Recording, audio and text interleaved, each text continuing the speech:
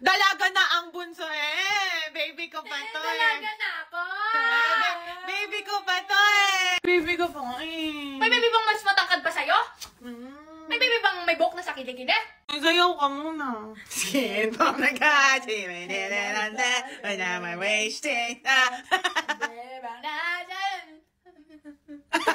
Look at your kili. You have 3 friends na naman. At dahil gabi na guys, patak-patak na naman siya ng cut and co serum sa kilikili.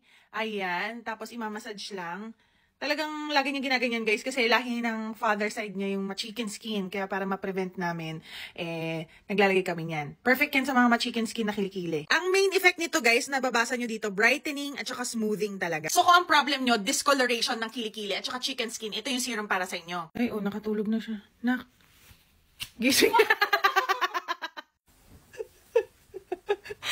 Tapusin na natin video, tatawa ka na lang.